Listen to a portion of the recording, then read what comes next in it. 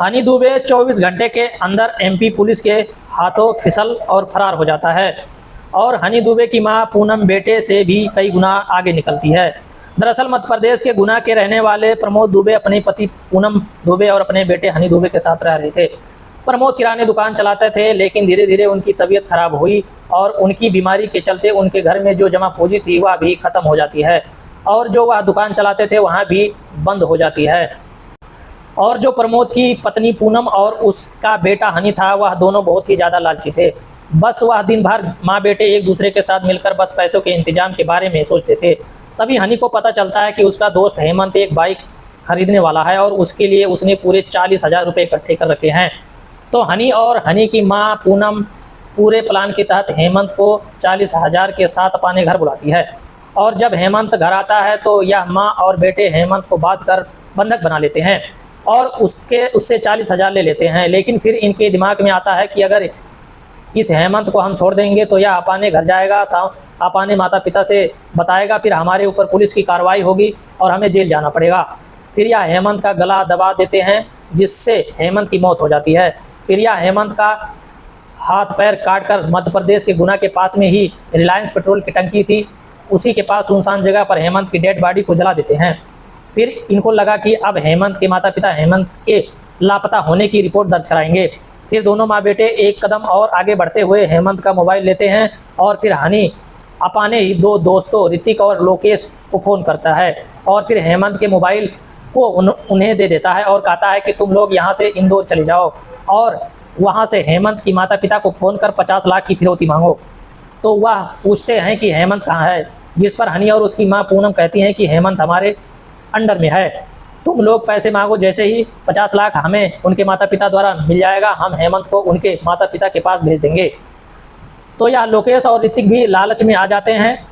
इन्हें लगा कि कुछ पैसे हमें भी मिल जाएंगे, लेकिन 1-2 दिन बाद जो लोकेश था उसे हेमंत के मौत की सच्चाई पता चल जाती है। तो लोकेश हनी के पास फ़ोन करता है और कहता है कि मुझे पता है कि हेमंत की मौत कैसे हुई, तुम लोग ने जो कुछ भी किया है सब मुझे पता है।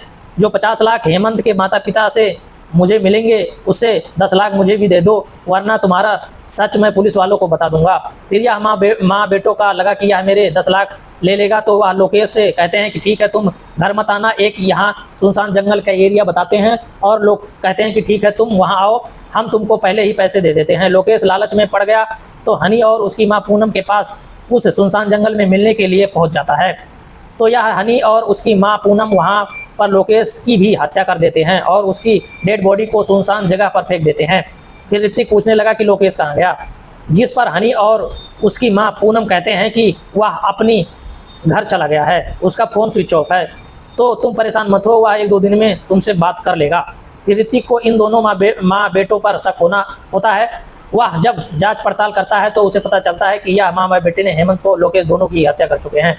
फिर वह डर जाता है, फिर वह भी एक गलती कर बैठता है। इन दोनों माँ बेटों को डराते हुए वह कहता है कि तुम्हारे राज में से पर्दा मैं उठा दूंगा, वरना जो 50 लाख हेमंत के माता पिता से मिलेंगे उसमें से 50% पैसे मेरे होंगे। तो इन माँ बेटों को लगा कि यह 25 लाख तो चलो ठीक है, लेकिन यह कभी ना कभी हमारे राज से पर्दा हटा देगा। फिर यह माँ बेटे ऋतिक को भी प्लान के तहत अपने पास बुलाते हैं और फिर उसकी भी हत्या कर देते हैं। लेकिन जब हेमंत, ऋतिक और लोकेश के माता पिता अपने बेटे की लापता होने की रिपोर्ट पुलिस थाने में दर्ज करवाते हैं तो उनके मोबाइल लोकेशन से हनी और उनकी मां पूनम पकड़ जाते हैं। केस चलता है। 2022 में इन मां बेटों को आजीवन कारावास की सज़ा सुनाई जाती है। लेकिन वहां अंधे कानून वाली बात है। 2026 जुलाई में यह दोनों मां बेटे 15 दिन के पैरोल पर बाहर आ जाते हैं। फिर इनको 21 जुलाई को कोर्ट में दोबारा आना था, लेकिन हनी जो मां पूनम थी वह तो तय समय में जेल के अंदर चली जाती है, लेकिन हनी सिंह गायब हो जाता है। पुलिस बड़ी छानबीन करती है, फिर जाकर पता चलता है कि यह बहुत दूर नहीं छुपा हुआ है, बल्कि यह जेल से 500 मीटर दूर एक गार्ड के रूम में छुपा हुआ है। पुलिस सीसीटीवी कैमरे के माध्यम से इसी हनी पास पहुंचती है, फिर इसे वहां से बड़ी जद्दोजहद के बाद अरेस्ट करती है। थाने लेकर जा रही थी कि यह बीच में पुलिस वालों को धक्का देखते हुए फरार हो जाता है और यहाँ पुलिस वालों को उस समय ऐसा नचाया गली गली की पुलिस वाले भी हैरान रह गए। फिर पुलिस वालों मौके से लगभग 40 सीसीटीवी कैमरे की मदद से इस हनी सिंह को एक घर से इस हालत में अरेस्ट करते हैं और फिर जब जाकर यह हनी जेल पहुंचता है वैसे अगर इन माँ बेटे को इनके किए मुताबिक फांसी पर लटका दिया जाए होता तो शायद यह ना होता। आज पुलिस वालों को गली गली के चक्कर लगवाते और ना ही भारतीय न्याय व्यवस्था पर मजाक उड़ाते। बाकी ऐसे माँ बेटे और भारत की कानून व्यवस्था पर आप अपनी राय जरूर रखिए। धन्यवाद।